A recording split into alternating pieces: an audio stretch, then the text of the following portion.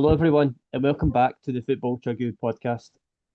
My name is Thomas Durning, and today I'm joined by my co-host, Pearse McLaughlin. Hello, Pearse. Hello, how you doing? I'm doing well. On the podcast, we also have Liam Docherty joining us. Hello, Liam. Hello, how you doing? So on today's podcast, we will be discussing Scotland's wins against Norway and Georgia, reacting to Brendan Rodgers being appointed Celtic manager, and at the end of the podcast, Pearse will be giving a rundown of all the latest Asian football news. So coming up next, we'll be reacting to Scotland's win against Norway. So on Saturday, the 17th of June, Scotland defeated Norway 2-1. Scotland were facing defeat for the first time in this campaign. However, in the 87th minute, Lyndon Dykes managed to level the tie.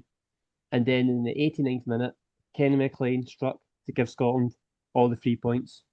So starting off with you, Pearse, what is your reaction to Scotland's late win in Norway? Jubilation. It's not many times you get like an equaliser and then instantly, straight from the resulting kickoff, win the ball back and score an absolute remarkable comeback from a side that had Erling Haaland and Martin Odegaard, and they took off Erling Haaland thinking the job was done. But Scotland just persevered, played their football, and knew chances would come towards the end. And some of the football that was played away in Oslo, and as well the conditions as well, it was really excruciating heat for a lot of the Scottish players. And as you know, Scots abroad, we don't cope with warm weather. We struggle, we get sunburnt, but every one of the players, even the substitutes that came on, all made an impact and just played to the final whistle. And the togetherness within the squad and the quality in the football is just unbelievable. And it's a fabulous result away from home, and it was a terrific result to get 3 points away in Norway. And I doubt many people would have predicted that before the game started. What about yourself, Liam? I was seeing a totally different Scotland team to what we're used to. We've obviously seen them beat Spain recently as well, but for me, this game is the biggest. I know that might sound a little silly because we've just beat Spain, but it's a sign of a good team when you're down so late and you don't just score an equaliser, you score a winner as well. So although the Spain result and the other results over the last year have been really good, I think this game was the mark of a good team, and it's the one that shows us that this Scotland team are different to what we've seen in the past. And like Pearse was saying about the football, it's not just that we scored a couple of goals right at the end of the game and been scrappy, which would take that anyway, but the fact the 2 goals were of quality, both good finishes as well. So yeah, some result. Yeah, I've got to be honest, it was a total snatch and grab. Scotland came to Norway and, they kind of had a game plan. They'll sit in and try and hit Norway on the counter-attack. And for 85 minutes of that match, I thought Norway were looking pretty comfortable. Norway, they got their goal. And I think what Norway's problem was that as soon as they got the first goal, they decided that they'll sit back and they started taking off all the big players like Haaland. So after they scored the first goal, Norway, Scotland started getting more of the ball. But even when that was happening, I didn't think they'd score Scotland. They didn't create anything. And then out of nowhere, Lyndon Dykes pops up and scores. And then 2 minutes later, Norway throw everyone up the pitch, and Scotland go and score again with a brilliant finish from Kenny McLean. But it's just that it's belief.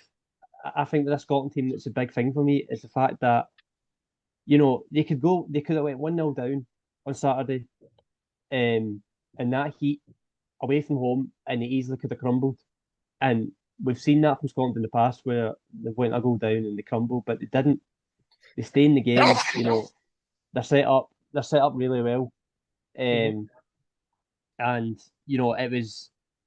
it's such a big win, and I think I agree with you, William, that the fact that I think this Norway game, Scotland have done well last year, but I think this Norway away win is really significant in terms of just how they scored them 2 goals in the dying minutes of the game.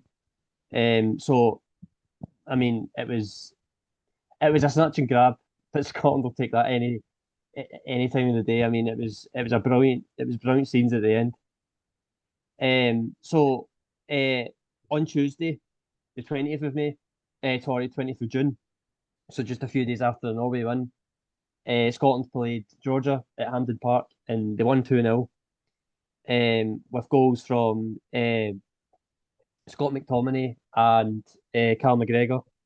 So, Pearse, just starting with you, what is your thoughts about Scotland's win against Georgia? Yeah, pretty standard, comfortable 2-0 win. I thought the 2 goals themselves were exquisite finishes. One from Cal McGregor, just a deep run at the edge of the box, finding the corner, and then McTominay again just arriving late, and he's becoming a talismanic figure for Scotland, considering people think he's like a number 6, something that's a holding midfielder. But as you can see for Scotland, he's pushed higher up. He's like almost like a number 8/number 10, and he's the second top goal scorer in the whole of the European qualifiers for the Euro 2024. And the only one that's above him is Rasmus Højlund from Denmark.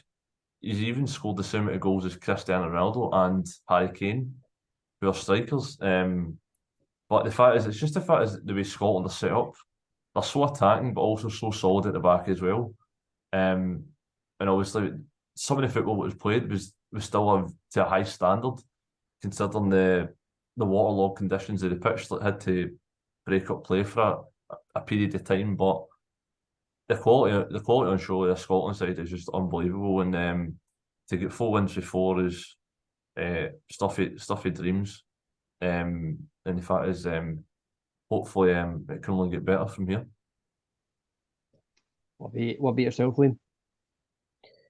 That was the best game of water polo that I've ever seen, with the weather. But no, I think a lot of people probably write Georgia off, but their record's actually not too bad. They're not an easy team to play against. I think the quick goal was obviously good, and then I think the stoppage actually disrupted Scotland a wee bit.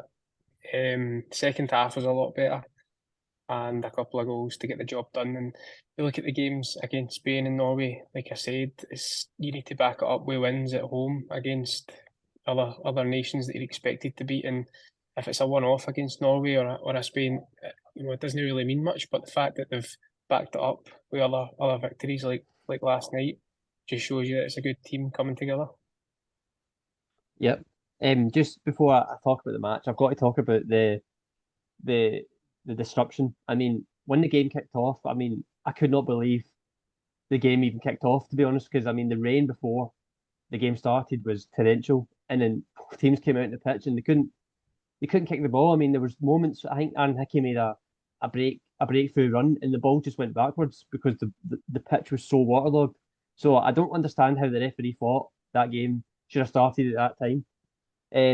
I felt the organisation of it after the game got suspended was really poor. I mean, 1 minute it was 10 minutes until they'd play again, and then it was 20 minutes, then it was back to 10 minutes. I think it took about an hour and 20 minutes until the game resumed again. And also Georgia were really close to not playing. I mean, there was a moment where they wouldn't leave the dressing room because they just didn't want to play. I think that was also partly due to the fact that they were 1-0 down at that point. But just talking about the match, I thought Scotland were really good. They were much better than Saturday. They got the early goal and then they came back out and they were really comfortable. I didn't think Georgia threatened at all. I felt Georgia were a little bit rattled at the fact that they had to come back out and play. But Scotland I thought they were much control. They could have scored more than 2 goals. I thought Billy Gilmore was brilliant last night as well. I thought he was really good when he came into the team. His passing was really good. He really did well in that midfield.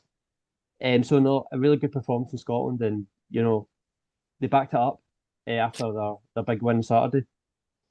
So on you go, Liam.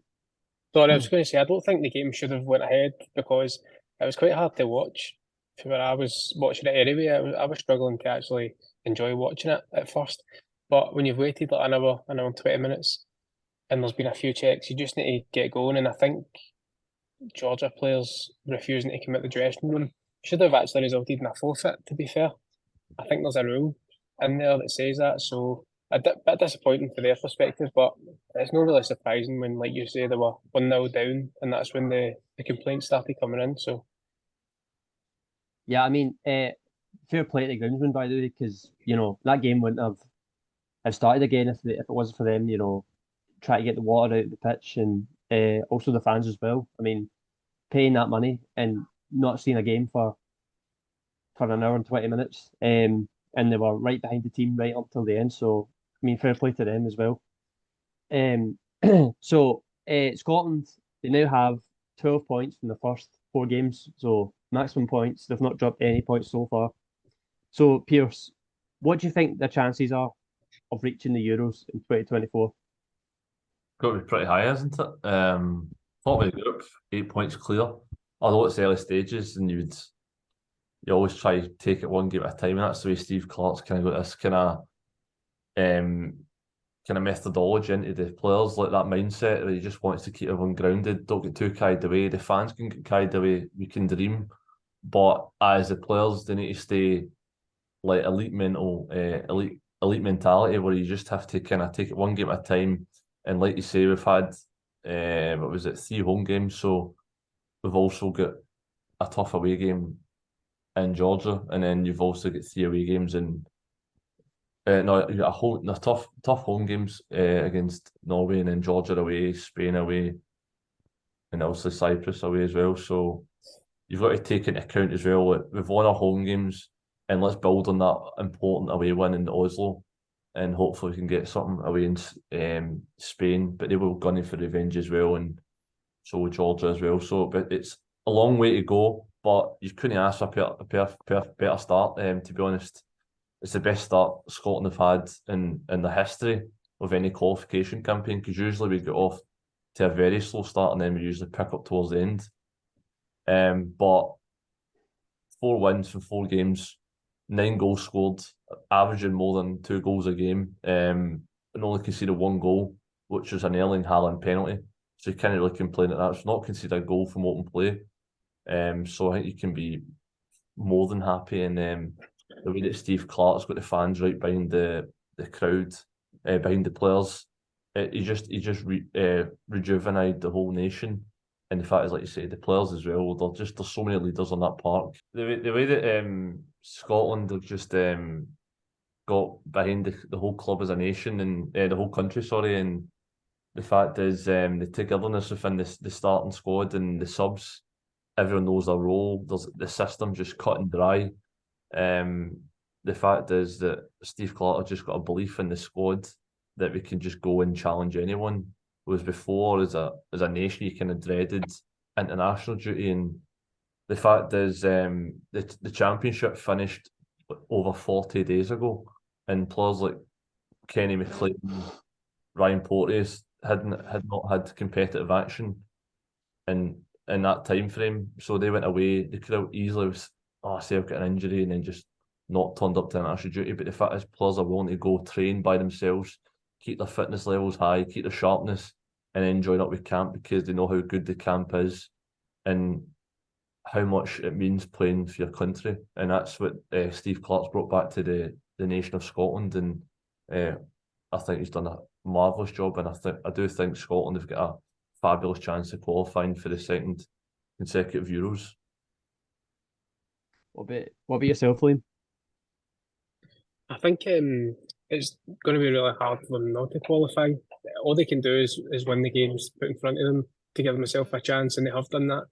But again, goes back to backing it up. So there's a few tough away games, and obviously done well away in Norway, so they need to back that up with more away wins. Otherwise, that Norway result won't be meaningless, but it won't be as good as it could be. But I think, like Pearse said, the players know there's something special there with this team, and I think that's part of the success that they've had. Is just the fact that they can sense that, and they're willing to play and put their bodies in the line, and and try the hardest. So yeah, it'll be hard not to qualify, but I just think that there's a couple of teams in there that still got a couple of games in hand, 3 tough away games. So I'm sure Pearse mentioned it as well. Steve Clarke will be grounding his players and making sure they don't think too far ahead. Yep. I think they're really close now. I'm tempted to start looking at hotels in Germany, but not yet. Scotland have got 3 away games yet. Next, sorry. So starting off with Cyprus away, I think if they were to get 3 points in Cyprus, that'll take them up to 15. I think they're basically just there, and I think if they got another point out of that, I think they'll confirm it. So probably just one more win and a draw would do it for Scotland. They're a brilliant position. I think a lot of the pressure on them will be off a bit now because they know the position that they're in. But we'll see next 3 away games. We'll see how they do there because 3 away games is tough, especially in Europe. So no, we'll definitely see what happens. But I'm starting to get a little bit excited now. So finally, I just want to ask about Steve Clarke. So what are your thoughts about Steve Clarke and the job he's done at Scotland, Pearse? I think he's just a messiah. I just think the fact is the results he's getting, the fact is he's qualified for a major tournament in Euro 2020, which we hadn't qualified for a major tournament since World Cup 98. And the fact is the brand of football that he's made is resolute at the back, but also at the same in the same breath, it's just so many attacking options. Although we only play one striker, there's so many attacking threats.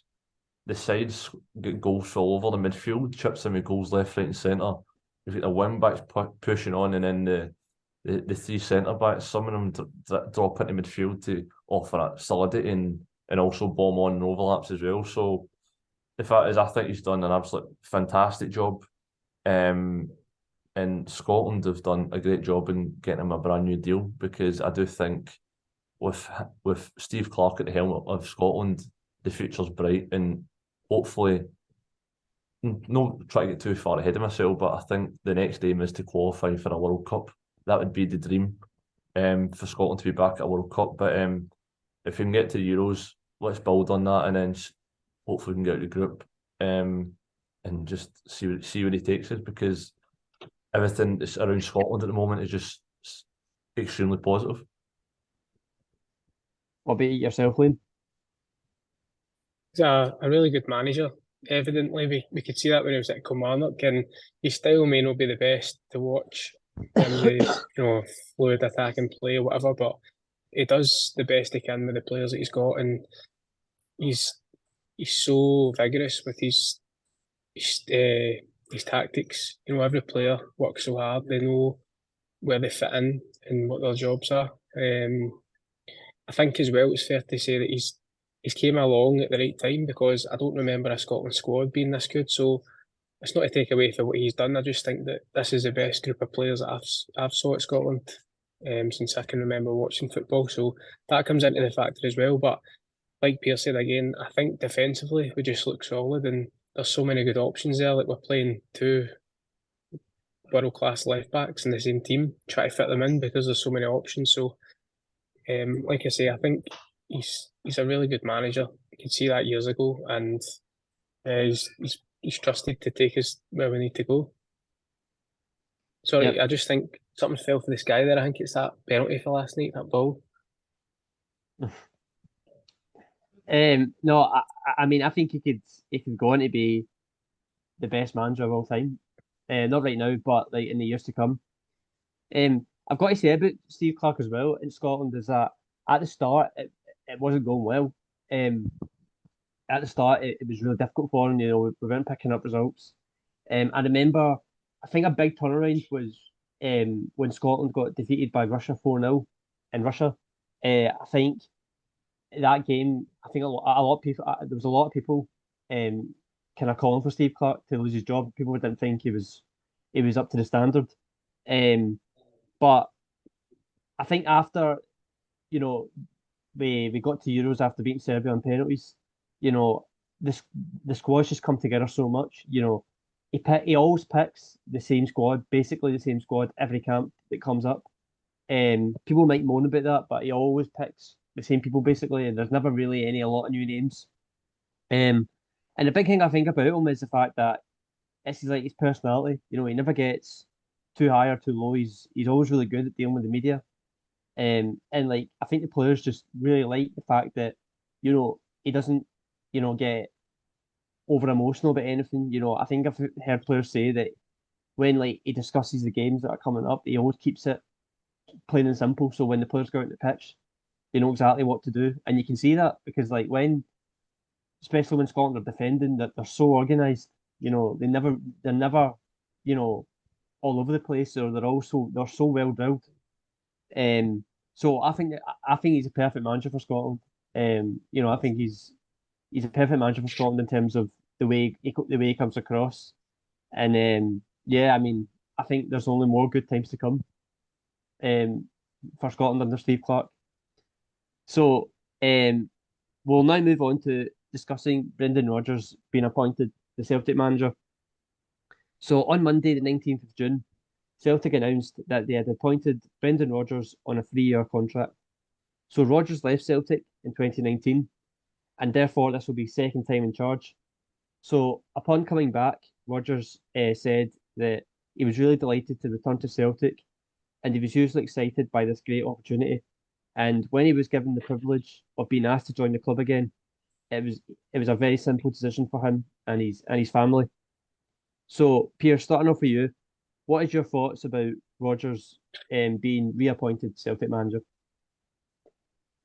Yeah, I think it's a good appointment. From the options that were available, I think he was a standout candidate. And the fact is, a lot of people would suggest that maybe it's a backward step for him, but I think it's a forward step for him because the fact is, he's leaving a club that were pushing relegation that are now being relegated. And now he's got a chance of getting into a really successful side that just on the back of a treble and with Champions League group stage football. And obviously there's that thing as well where he is obviously a Celtic man. And he'll want to appease the fans that obviously didn't like the way he left because he left midway through a season, which never usually happens. So the fact is, she's got a chance to get back on the fans' side, and also she's got a chance to prove that he can have a stamp in Europe with a Scottish side. And I do think he's got the tools to do that. And the fact is, Ange Postecoglou left Celtic playing a kind of similar brand of football. It's slightly different. Brendan Rodgers more kind of patient build-up play, but going back to his first spell in charge of Celtic, it was an exciting and highly successful Celtic side. So it'll be interesting to see if you can replicate that form. But in terms of Celtic's point of view, it's a fantastic appointment, and obviously they did their due diligence and got the right man for the job. And it's time will tell when pre-season rolls round and everyone comes back for holidays and see what the squad's looking like, and then obviously you can have a judge of what players he wants to bring in and which players will be going, because Rangers have already got underway this season already in terms of personnel being brought in. So it'll be an interesting season, but it's a positive for Scottish football, and I do think it's a very good appointment for Celtic. What about yourself, Liam?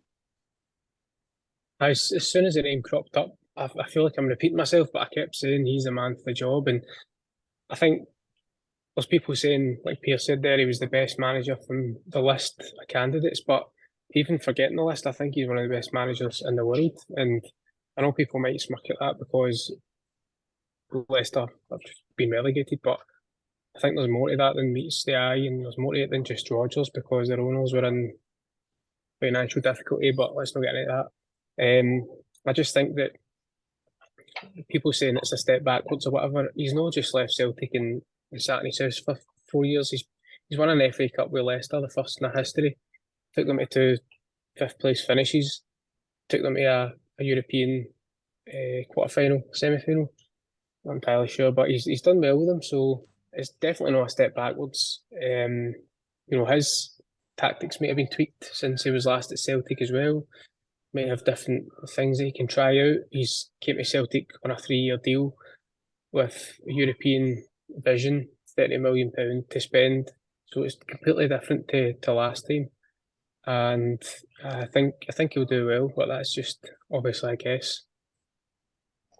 Yep. I think it's a really good appointment. I think when Postecoglou left, I think a lot of Celtic fans were worried that they weren't going to get the same level of quality in terms of manager, but I think Brendan Rodgers is right up there. Could even be better than Postecoglou in terms of what people think. So a really good appointment. I think from Celtic they kind of made a statement with that. I also think it's brave from Rodgers as well. Easily could have turned around and said no, because the way he left last time, it was really controversial. It's only been 4 years as well, so maybe he might have thought that it's too soon. But he's obviously decided he's obviously came back now, so I think it's really brave from Rodgers. I think it shows his love for the club as well. Not a really good appointment. I think a big appointment, because obviously Rodgers he's a big name in European football, because Liam said I think he is one of the best managers in Europe. So really, really, really good and big for Scottish football as well. So, how do you think the fans will feel about this appointment, Pearse? I think the fans are on board right away, in terms of once, regardless of what feelings you may have towards him in the way he left, the fact is he's now been reappointed and trusted by the higher officials at your football club. So regardless of what you may think of him as a person, of what he done in his previous spell, the fact is if he's your football manager, regardless of what he's done or what happened in the past, you should always get behind your manager 100% and give him the benefit of the doubt. And the fact is, the easy, simple answer is, if he starts winning football matches from the get-go and playing exciting football, which Celtic fans all want to see and are seen in recent times, then I think it's pretty easy that you'll get most of the Celtic fan base, if not all, back on side pretty quickly. What about yourself, Liam? I think it's a small minority of Celtic fans that are probably holding a grudge, which is within their right, but how long can they keep that? Because, like Pearse says, as soon as he starts winning games and trophies, they're not going to be able to keep the grudge against him, I don't think, anyway. And listen, he's not coming back to win domestic trophies. Of course, that's the aim as well, but he's done all that before. He's coming back to have a go at Europe. He's getting a big budget to do so. So I think the most important things, if Celtic fans want success for the club, is just to back the guy who's in charge, because it's as simple as that. He's the guy that's going to be trying to get them results in silverware, so he needs to be backed, and I think he will be. Yeah, I think fans kind of at the moment, there might be some that are not happy because of obviously what happened back in 2019. But I think it's fairly simple. I think if Rodgers comes in and from the get-go he starts really well, wins trophies and stuff, I think fans will just forget really quickly.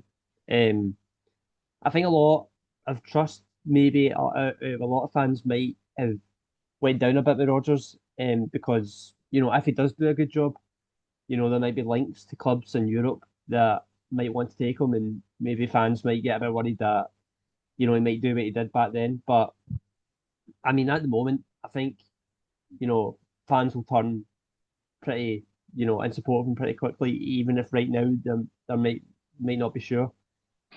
So I think the majority of fans will be all right with it. So Pearse, just want to ask you, what do you think will be Rodgers' first impressions since rejoining the club? Well, the first impression you have will be in when it goes to pre-season for Japan and South Korea, and you'll get a full look at the squad that he has at his disposal. And obviously, like you say, when obviously you get a new manager in, everyone has a fresh start, regardless if you played a lot of minutes last season or not. And obviously, it depends on if offers come in for Celtic's key men, and obviously it depends on what system, like Liam touched on earlier, it might have changed from what he had previously. But he'll have a vision and an idea, and they've agreed to that with the Celtic hierarchy. So it'll be interesting the way he wants to set up in pre-season. And obviously, he did take in a few Celtic games towards the end of the back end of last season, the cup final, cup semi-final, whatnot. So he'll kind of have a vague idea of what he wants and what he has in his mind. It'll just be how he sees which players fit into his system and how well they fit into his system in pre-season. But I think July is the month that we'll kind of see kind of changes, ingoings and outgoings, and how you'll kind of see him set up. Be yourself, Liam. He's already said. Sorry, that the club's in a good position financially in terms of accolades. But when he left, Celtic, bar 3 trophies, continued, winning silverware. He left. He's coming back, which seems like it would never have been the case. That if he returned, the club would be probably more successful than when he left it. But that's the case.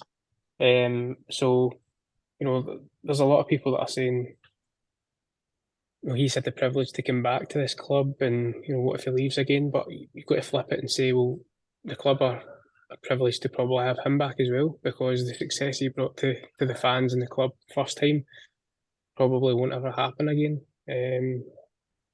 So yeah, I think first impressions will be the financial state of the club is better. I remember during a press conference and Celtic had signed Shved, and I had no idea who this player was that Celtic were signing. So I think it just shows you how much control he probably had at the time. Not much, because the board were making signings. The club wouldn't pay a few million for John McGinn. So it seems different now, and like I say, time will tell, but I just think the hierarchy won't have as much control as a manager in terms of transfers, and that could, prove vital this time. So I think Rodgers will be. I think he'll be impressed when he coming back. I think 2019 he left in a pretty poor situation. I think Celtic weren't great. In terms of the squad wasn't in a good place. Celtic were signing players that, as Liam stated, that weren't really Rodgers signings. He was just kind of getting players thrown at him and having to try and work with them. But this time, Rodgers comes in, just won a treble. The squad's in a brilliant position. There's a lot of good assets in the squad. Financially, we're in a much better position, obviously, with Champions League football last season, which will bring a lot of money in. And I just think in terms of like the higher up, in terms of the board situation, we've got a new Michael Nicholson. He's the new chief executive. He's done a brilliant job since he's kind of come into that role when he replaced Peter Lawwell. So a lot's changed since he's left. And I think he's coming into a much better position. And with the money that's on show for him to spend in the summer, I think this time he'll have much more freedom to pick the players he wants, instead of last time there had to be a lot of agreement with a lot of people for him to get the players he wants. So he's now his first impressions will be, I think he'll be really excited. And yeah, it'll be much different for him. So for the final part of the show, Pearse will now give his Asian football roundup. Yeah, so on Thursday, the 15th of June, Japan played El Salvador and they thumped them 6-0.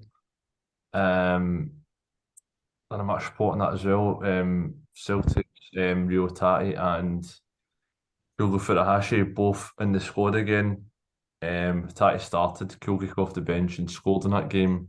Then on Friday, the 16th of June, South Korea played Peru and lost 1-0. And on Tuesday, both teams played. Japan played Peru and won 4-1. And Peru's like one of the upcoming South American teams. I think they're rated the 4th best in South America. So to comfortably beat them 4-1, and it could have been a lot more. Even though Peru in the game had a lot more possession, Japan were very clinical. Kyogo started that game, so did Rio Hatate as well. Kyogo had a poor game, and then Celtic's Dyson Maeda as well came on, and literally his first touch he scored. So it's good from that point of view for the Scottish League. And in terms of South Korea against El Salvador, it was a 1-1 draw. South Korea dominated without creating too much.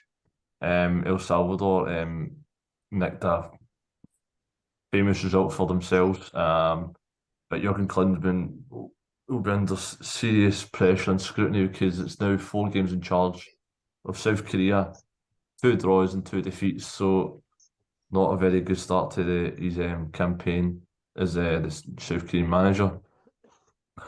Also, we've got some Asian football news as well in terms of on Thursday, the 15th of June, Gangwon FC have appointed Yoon Jung Hwan as the new manager of the team.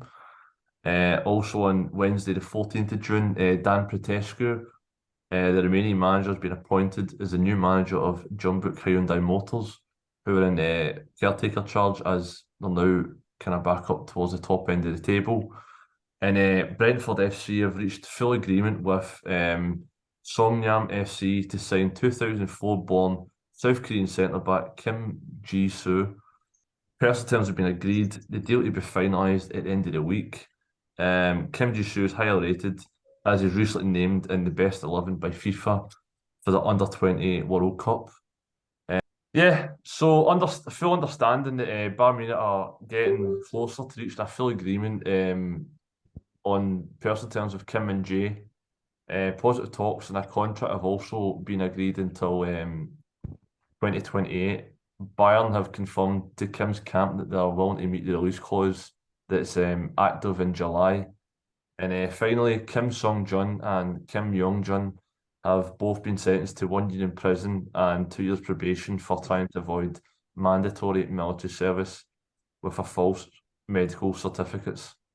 Kim Seung-jun plays for Suwon FC and Kim Yong-jun plays for Gyeongnam FC. And that's all your latest Asian football news.